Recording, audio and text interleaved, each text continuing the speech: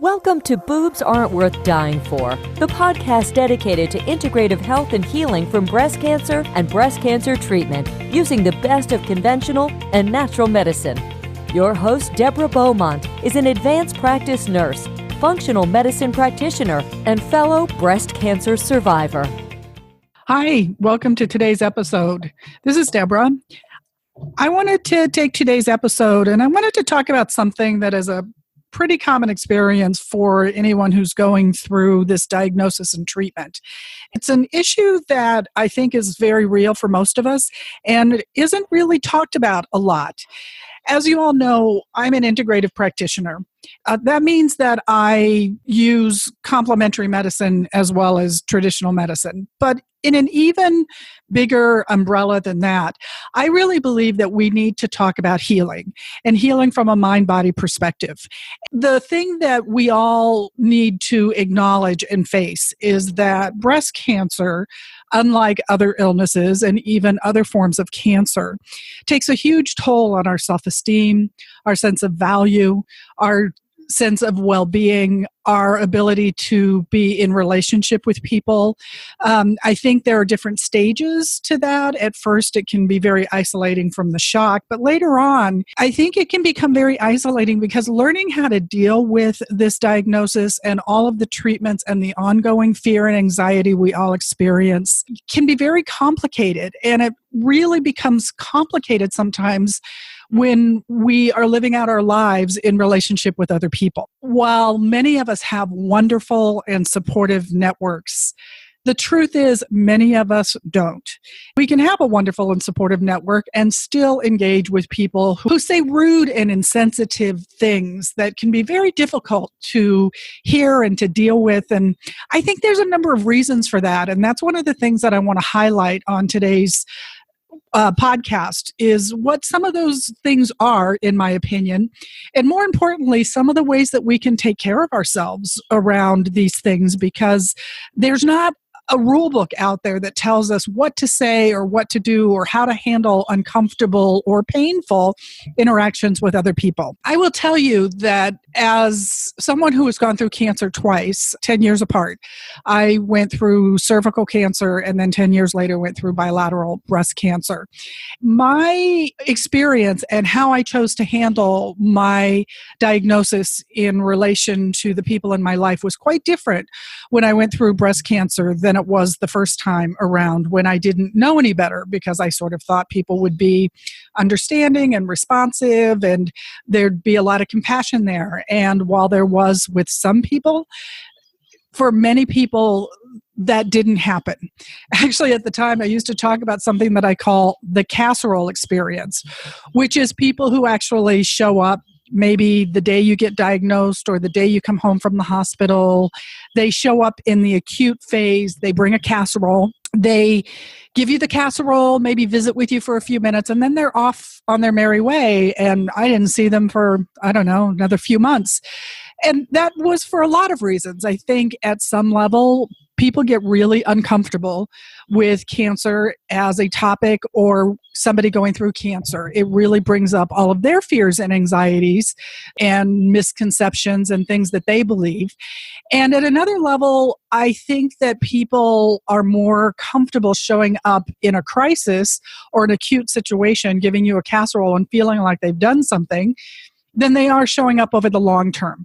Because this, as well as many other health crises that we experience, is a long-term process. So in reality, you don't just need the casserole when you come home. You may need the casserole 6 weeks later or 2 months later, when you still need support and understanding from the people in your life. And to varying degrees, people can show up and do that, and a lot of people can't. And that's an emotional truth we all have to face. It can be a painful one. I'm not saying it's an easy one. It can be really painful to realize that your best friend isn't there for you, or your sister, or even your spouse. We expect people to be there for us and be there in a way that we think we're going to be there for them. And a lot of times that doesn't happen.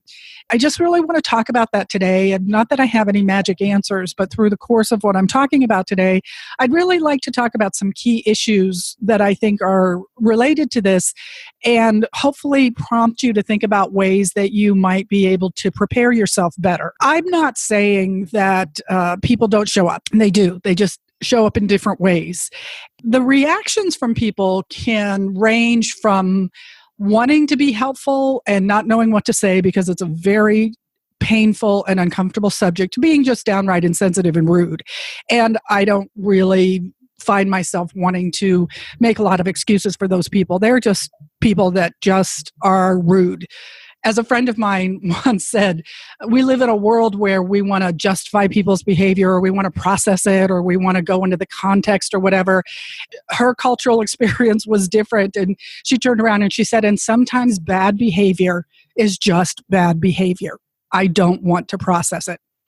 And I think that that actually applies to a significant number of people. And I bring that up because sometimes we just need to get there. We don't have to make excuses, and we don't have to try to understand, and we don't have to do any of that. We live in a world that likes to process a lot of things, but sometimes processing isn't going to get you anywhere, and it's a huge waste of time and energy. And I know that's probably not a politically correct thing to say, but in my experience, it's the truth. I want to tell you a couple of experiences that I had the first time I had cancer when I came home from the hospital. I went into the hospital for what I thought was very straightforward medical treatment, and it turns out that I had a number of complications. And by the time I came home, I had massive wounds that I had to do dressing changes on several times a day. I went in for a hysterectomy and had numerous unforeseen crazy complications, and I came home paralyzed in my left leg, and I was paralyzed for 2.5 years. So instead of my plan, which was to go in, have it taken care of, and get back to work within a couple of weeks, I was actually homebound for the better part of 2 years. So this whole issue of friends showing up and doing the casserole thing, or not showing up at all, or in many ways showing up in ways that were wonderful, I learned a lot during that time. There's 3 different levels of response that I want to tell you about. First was a good friend of mine. He was one of my best friends at the time. He was somebody that I spent maybe 3 evenings a week with. We went to movies, we went to dinner, we talked all the time. Very good friend. I didn't really put a lot of meaning or emphasis on why I didn't see him in the hospital, because actually I was so sick. It was actually kind of a relief that I didn't have to deal with entertaining people while I was in the hospital. But when I got home, it became really clear what was happening. So I got home, as I said, I was completely paralyzed in my left leg for 2 years. But at that time, I was walking with a walker and I was barely mobile, and I lived alone. I really needed people to show up in very practical ways. I never really wanted to sit and process what was happening for me. I just sort of wanted to figure out how I was going to get through the day. I got home. It had been 6 weeks in the hospital. I had no groceries in the house. I had nothing. I called my friend if he would go to the store for me. He lived a couple miles from me. I didn't think that was a huge inconvenience. Just ask him to buy me some staples and, kind of help me get seated at home. And they had a meal delivery store in the community that I lived in. So that's how I planned to do groceries on the long term. But that first day home, I just needed things like coffee, cream, soup, whatever I needed at the time. He did go. And then when he showed up with the groceries, he turned around and said to me, "You're not going to be asking for this all the time, are you? Because this is really inconvenient for me." I was stunned. I am someone who kind of shows up for my friends at any time of the day or night if they need me. So the fact that I would get such an insensitive response was stunning. And I made a declaration to myself and him at the time, I wouldn't ask him for another thing. Well, it turns out I don't think I ever saw him again. I maybe talked to him one more time months later, but that was pretty much the end of our friendship. And that, I think, was by mutual agreement. I really didn't have any tolerance for his hysteria, and he didn't want to have to delve into anything that made him uncomfortable. We had a mutual friend who I did have lunch with several months later who said, well, he was so uncomfortable. He was so afraid that he couldn't really talk to you. Well, you know what? I was afraid too. And I would have been a whole lot better able to handle that and maybe a little less afraid if one of my best friends had been able to be there for me. The other situation was someone that I actually only knew socially, had met a few times, was a very lovely man, and we had a mutual friend. Even when I was in the hospital, he lived about 40 miles away from the hospital that I was at, so he couldn't really come and visit every day. But what he did do was make a drive every Sunday afternoon and bring my favorite coffee drink, which was a mocha at the time. And he would sit in my hospital room with me, and he would talk about movies, and we'd gossip about mutual friends, and we'd talk about just anything and nothing to do with cancer. And it was something I looked forward to every week. It was like the highlight of my week to have my mocha latte with my friend and just kind of shoot the shit. It was my break from what was overwhelming to me at the time. And when I got home and, as I said, was homebound, he did that very same thing probably for, the next 2 years. He came up every Sunday afternoon. We'd just be friends. It wasn't always serious or heavy conversations. And it was such a mental and emotional relief to me that, and I really depended on that as a really integral part of getting through that whole thing. And he actually became one of my best friends for many, many years. The last one I want to tell you about is a work friend who did show up once or maybe twice, who brought the casserole. Came over, it was great, and brought the casserole, and then went back to her life, which no longer was my life, because the thing that we had shared in common before my diagnosis is we worked in the same place. So we had a lot of work stuff to talk about and gossip about. Well, when I wasn't in that situation anymore and I was completely somewhere else, she and I had nothing in common. So she brought the casserole, and then that was it. I bring up these 3 scenarios because these are 3 very different ways of responding to the very same thing. Oh, and I want to bring up a 4th. And it was one of my friends who disappeared. He was a good friend. Then I didn't hear from him for months on end. And I didn't really have a lot of time to think about that because, as I said, I was kind of dealing with just getting through the day and my treatments and getting to my treatments and that kind of thing. But he called me up after about a year.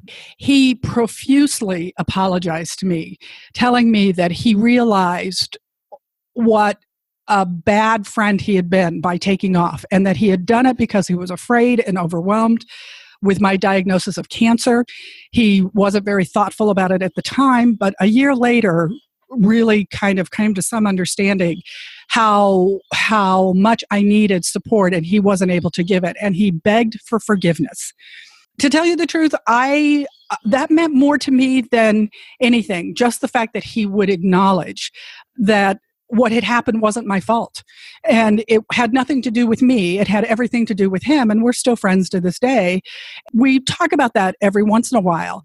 I feel much better able now to think about that when I deal with people, even now, about breast cancer, because if you're listening to this and you're a breast cancer survivor, you know that it doesn't end when the treatment is over. This is an ongoing issue. It's an ongoing real life thing in our lives that we need to manage. And I am much more aware of how to take care of myself in relationship to people and the things that they say, largely because it was kind of a hard learning curve. So I tell you all of that because at the time of my first diagnosis, I pretty much told everybody. I was so freaked out. I was so anxious. I was so overwhelmed. I would talk to anybody and probably talk to a lot of people that I shouldn't have. But 10 years later, when I was diagnosed with breast cancer, I had already had that experience of losing friends, of being profoundly disappointed in people and going through that hurt.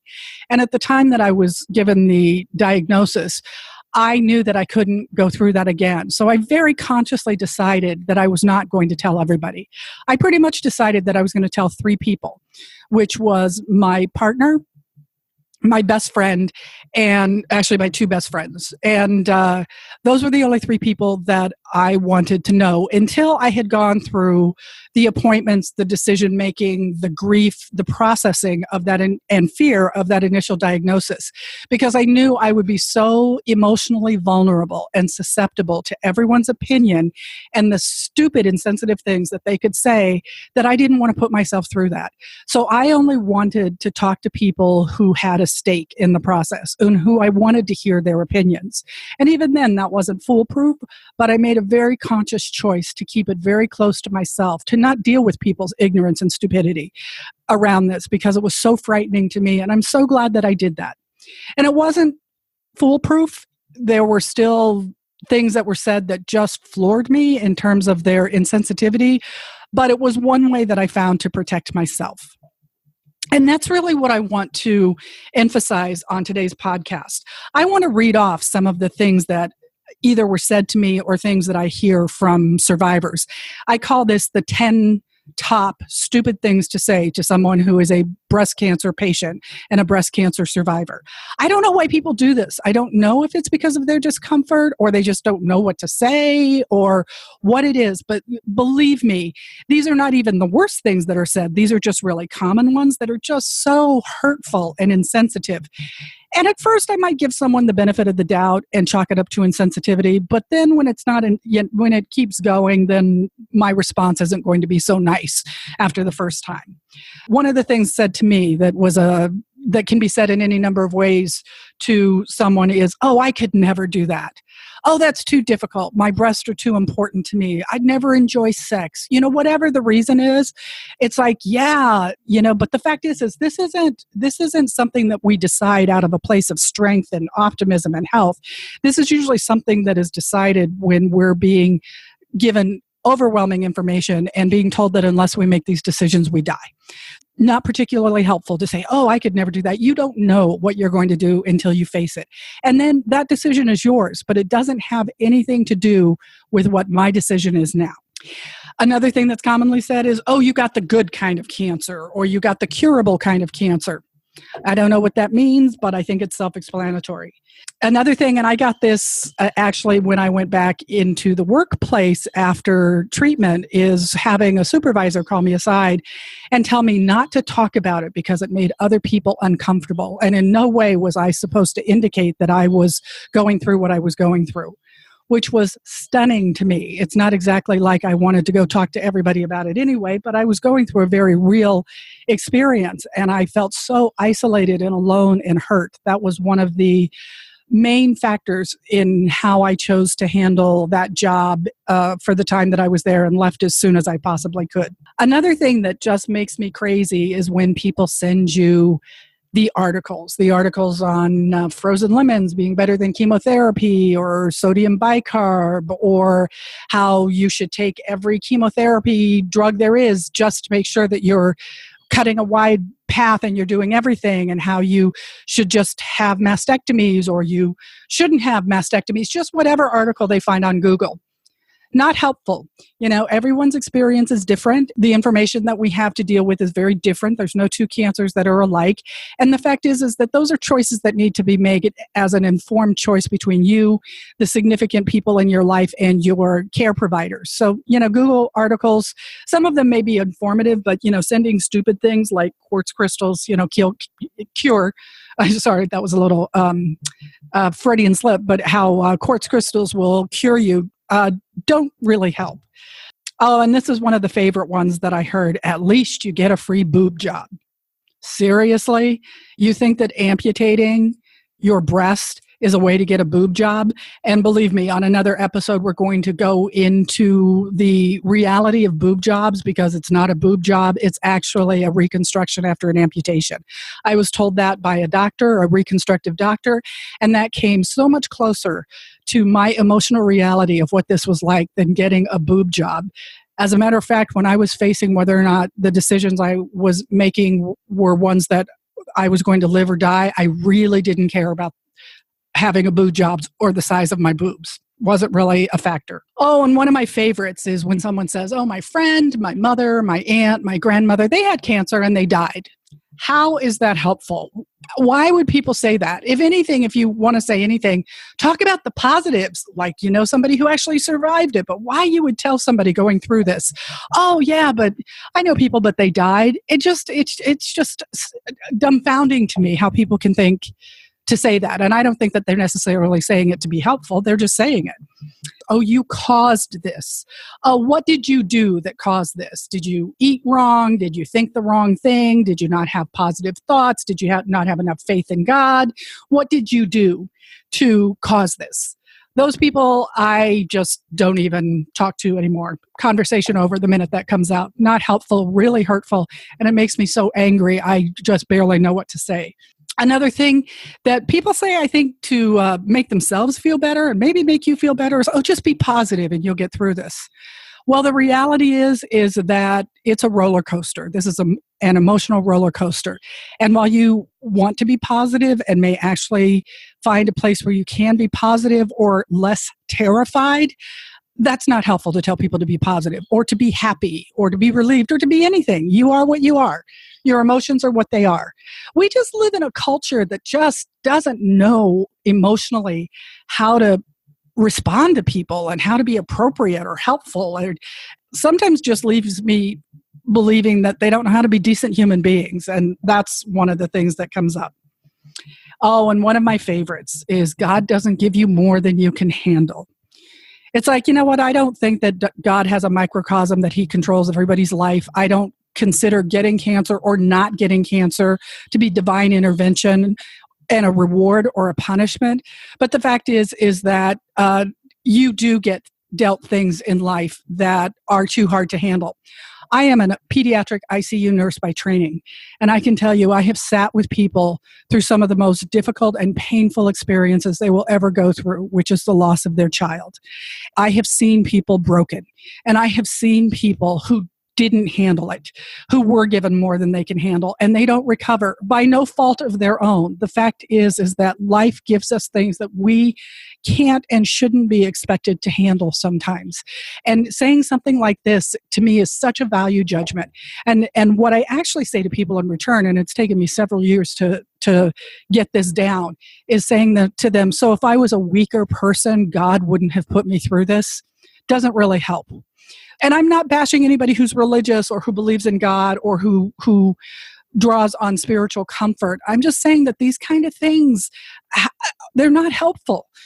They're not helpful at all. And it doesn't help build resiliency. It doesn't help build the coping with it because, yeah, sometimes you get dealt more than you can handle. That's just life. And hopefully we can surround ourselves with people who help us cope and get through these times when we feel like we can't do it ourselves. And last and not least is just any sentence that begins with, why don't you just do whatever, do every chemotherapy drug, do every radiation treatment, do everything, have your breast amputated, do frozen lemons. It doesn't matter what that sentence ends with. Why don't you just is not a helpful thing to say. Now that I've gone through my top 10, I want to tell you that I really hope this to be a conversation. I was thinking about this idea a few nights ago, and I actually just put it out to some people that I know, and it's amazing the response I got. Not just in terms of what people were saying, because my thing that I asked was, what is the most insensitive thing that was said to you?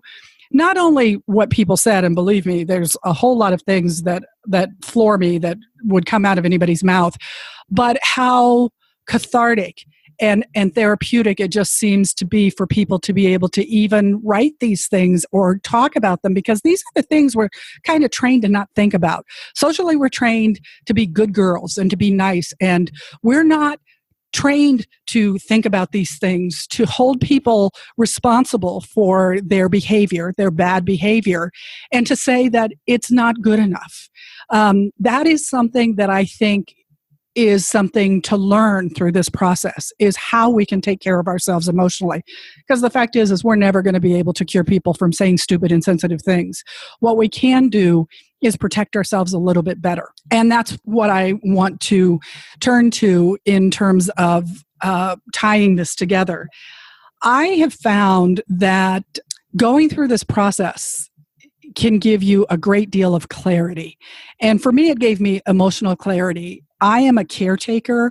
I tend to want to smooth things over for people.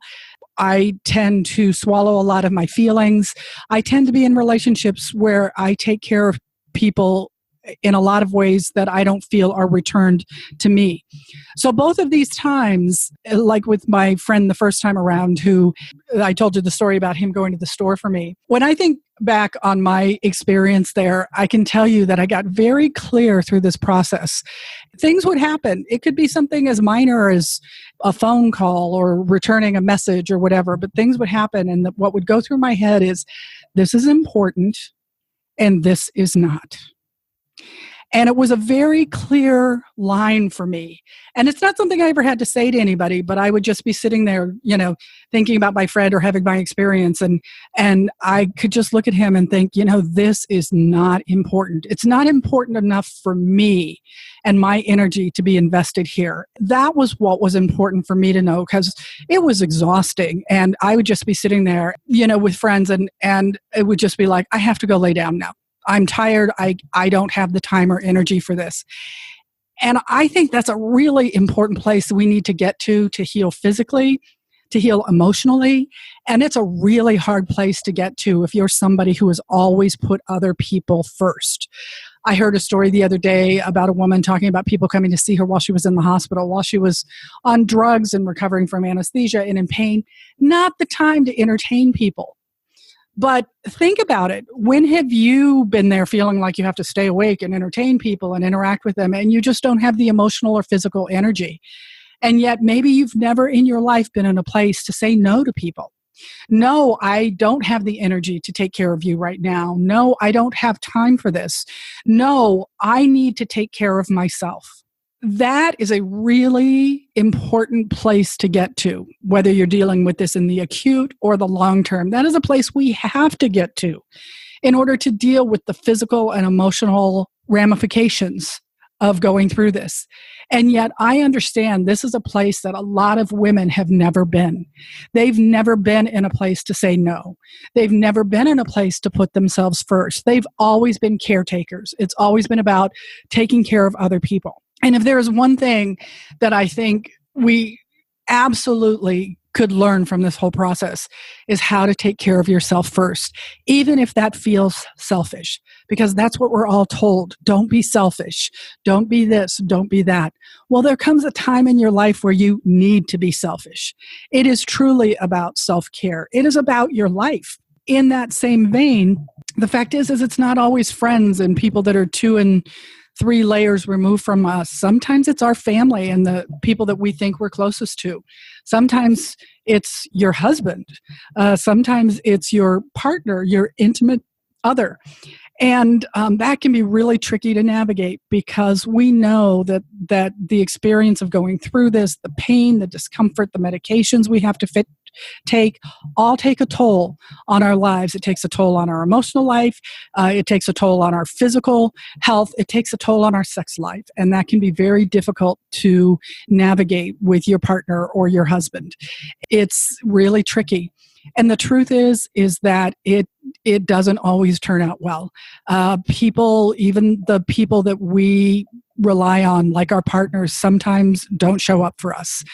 Many times they do, but a lot of times they don't. And I only bring this up because it's just something that I just want to give voice to, because too often I hear women blaming themselves that they did something, or it's their fault, or they don't want to burden their partners. They don't want to burden their families. Well, I don't know how you can get past that, because having cancer is a burden. It's a burden on you, and it changes your relationships. It changes every relationship. I was very fortunate. I have a partner who he was actually somebody I was dating at the time. We had only been dating a short time, so there was really no reason for him to stay around or see me through this. And he just showed up for me in ways that I had never experienced before. And he is now my husband, and he's been there. But it hasn't been without its bumps. One of the biggest arguments we ever had came basically after one of my surgeries, after one of my very extended, painful surgeries. And I had been trying to check in with him through the process to see how he was doing and to try to get him to talk about his feelings. But he's a man. He's a typical man, not trained to talk about his feelings, and really wasn't opening up in many ways. And then one night he came in and we got into an argument that even at the time it was happening, I knew it wasn't an argument about what we were arguing about. I knew it was about cancer, but it was also the day after major surgery. So I didn't have the physical ability to show up and try to help him through that. That was a really difficult time. It's probably the biggest argument we've ever had. And yet what it did was give some clarity. And the next day when we were able to talk about it, I put it in the context that, what he said to me is, we don't have fun anymore. We used to have fun. We used to go out. We used to laugh. We used to have good sex, and we don't have that anymore. And I could understand that. But what I felt like I needed to say to him is that as much as I could acknowledge that, and I missed it too. I really missed the first days when we were dating, and we had a great deal of fun. But in his grief and his anger, he was focusing that grief and anger at me instead of at the disease of cancer. And that's the one thing that I really work with my clients to help them understand, is that your relationship that at one time was just the two of you, perhaps if we're talking about, it can affect your whole family, but if we're talking about a couple relationship, and it becomes a three-way relationship. There's you, there's your partner, and there's cancer. And cancer sucks the life out of the room in every way. But it's not your fault that that's happening. It's not like you brought that on. But all too often we can internalize that.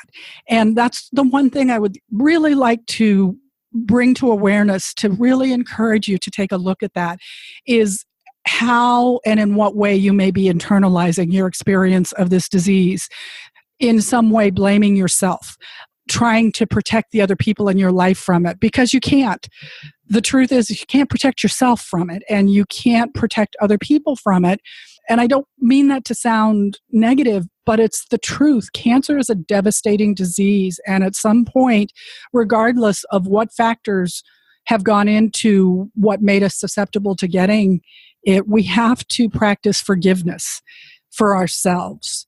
It's not our fault. It's not your fault. It's not my fault. It's just something that we have to survive as well as we can. And what happens in our relationships happens. The truth is that I think it's an opportunity to maybe look at how you have chosen to be in relationships. Have you always taken care of somebody else? Have you put someone's feelings before your own? Have you ever been able to ask for what you needed or what you wanted? Because if that's never happened before cancer, being in the midst of this is not going to give you any magic answers. It can be really difficult to have to ask people for basic things that you feel like you should be able to take care of yourself. One of the things I was subject to, and I hear in my clients all the time, is, oh my God, how fast can I get back to work? Well, believe me, that is, if I were to do it again, hopefully not one of the first things that would come to mind. There is no time frame. We all have to maybe get a little quieter and tune in to what's going on with us to have the answer to that. That may not resonate with anybody around you because they're not going through it. And that, I think, is something that we all need to remind ourselves, that people can love you, they can be there for you or not, but the fact is you're the one that's going through it. I want to end this by making some suggestions that I hope will help you navigate this. One of the things that I did in both of my experiences of cancer was allow me to identify people in my life that were really toxic. And I knew for a long time that I was putting up with things that I didn't want to or shouldn't have put up with, but I didn't end the relationships. And yet, through both diagnoses of cancer, I was able to identify that and get out of long-term toxic relationships. The fact is that some people are just not good for you. And for any number of emotional reasons, we stay in relationships that aren't supporting us or that are toxic, but this may be a time to end those relationships. By the same token, even if you're in relationships with very loving people, they can't always be there for you in the way you need them to be. I find one of the things that's really helpful is to find a support group, to find a group of other survivors that you can talk to who get you, who understand. That being said, I have gone to groups that were not helpful. They were just basically bringing up the worst fears. There wasn't anything constructive at the end of the day. I've often heard the phrase drunkalogs, for people who go to AA meetings, and it just seemed like it was a symptom-a-log, and that there was no resolution at the end. Or had someone at a group tell me that if I just worshipped quartz crystals, that would be the cure. That kind of stuff is not helpful. So if you do find a support group, or you are looking for support, still be mindful of whether or not it's helping you or whether or not it's bringing you down. If you find one that is not supporting you, there's a lot of other resources you may need to keep looking. But I find that to be something that's really helpful. If you do have a partner or a husband, having them get support away from you, having them find spouse support groups, having them find friends they can talk to, or clergy, or find outlets on their own away from you can be really helpful, because as much as they love you, there's still some things they're never going to be able to say to you. And I can't emphasize enough to stop taking care of others before yourself. I'm not recommending that you become a self-absorbed narcissist, but the fact is that women habitually take care of others, whether it's spouses or friends or coworkers or children or family members. And sometimes what I've found is that the responses that come from family members can be the most hurtful. And I think there's a lot of other dynamics that go on there besides just the things you deal with in friends. Sometimes it's just a matter of competition and who's getting the most attention in a family. So once again, being able to say to people, this is not helpful and I'm not having this conversation. And there might be a number of ways for you to say that. I often tell people, ask them to stop. The second time, tell them to stop. And the third time, go ballistic and make sure they stop. Sometimes you just need to tell people this is not appropriate and I don't want to hear it. Now, that can be a really hard thing to say if you've never said that. And if you're more concerned about social convention than you are in terms of taking care of yourself. But there's got to be a way to take care of yourself and to stop letting other people's anxiety and fear and ignorance become your problem. Because honestly, if you're in recovery, you don't have the physical or emotional energy to take care of everybody and still recover from this disease.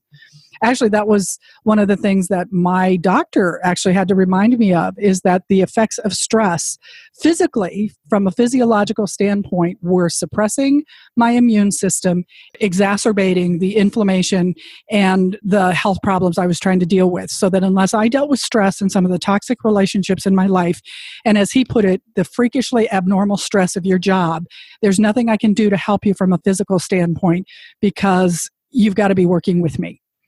I was really impressed with his ability to say that, and he was a straight across the board surgeon. I didn't consider him to be one of the alternative practitioners. He was just talking from a very straightforward viewpoint, and I really appreciated that. It's what made him so wonderful in terms of being my doctor at the time to help me get through this. Some other things that I'd like to say is choose your confidants carefully. Don't necessarily tell everybody. Choose who you talk to very carefully and make sure you've got a track record. And sometimes people aren't being hurtful. They're just clueless. They don't know what to say. And they say things that they've heard or they've read, or, they're not being hurtful. It's what I would call kind of on the more innocent end. So sometimes tell them how they can help would be really beneficial. As I told some of my friends, I don't need you to come over and process cancer with me, but it would be really nice if you brought over dinner or picked up takeout at the restaurant or came over and watched a funny, goofy movie.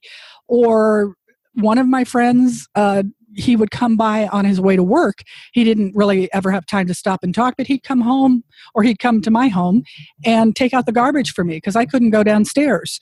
I couldn't walk downstairs when I was paralyzed to take out my garbage. So he'd just come in, bundle up my garbage and take it out for me. Was a wonderful help. We didn't have to process anything. If you have children, asking a friend to pick up your kids from school, or have your kids over for a sleepover, or take them to the park. Do very practical down-to-earth things. It doesn't have to be an emotional ordeal every time. And sometimes they don't know to do that. So tell them what would help you. Tell them, go pick up some groceries for me. Sometimes people would be thrilled to do anything for you if they just knew what to do. So help them out with that. As I said, look at your way of being in relationships and see if that's some internal work that you need to do. So that's what I have to say today. I hope this has been helpful. And as I have talked about, we all are going through this, and no one has any definitive answers. I'd really like this to be a dialogue. I'd really like this to be something that's supportive for you. I really feel like the people who responded to me from my question the other night, I really feel there was a really healing aspect just to be able to talk to another survivor who didn't know any of the people that they were talking about in their lives. I don't know any of those people, but I think it was really helpful for people to be able to talk about it, put it down, and just acknowledge their own experience. That's what I'd like this to be. So if this is a conversation that has resonated with you and something that you would like to continue, please feel free to drop into the Facebook group, Boobs Aren't Worth Dying For, and continue the discussion.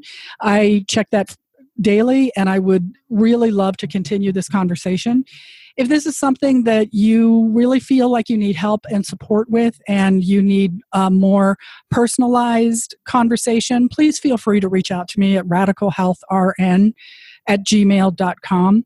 I really want to be someone who helps you with this, and perhaps this is something that you would benefit from in a more private conversation. I always offer free initial consults for people to really look at integrative healing and chart a path for themselves, and that's something that I'd like to offer to you. You can always sign up for my newsletter where I'm talking about a lot of these issues as well as other issues that come up in integrative healing. Want to remind you that you're not alone. We're all going through this, and the best thing that we can do is to support each other. Thank you so much for joining me today, and I hope to hear from you soon. Until our next podcast, take care. Thanks for listening. If you have questions or feedback, you can reach Deborah at radicalhealthrn@gmail.com or her website, www.mindbodynutritionrn.com. You can also find us on Facebook under Boobs Aren't Worth Dying For. For future episodes, subscribe on iTunes, where you can also leave positive reviews. Until next time.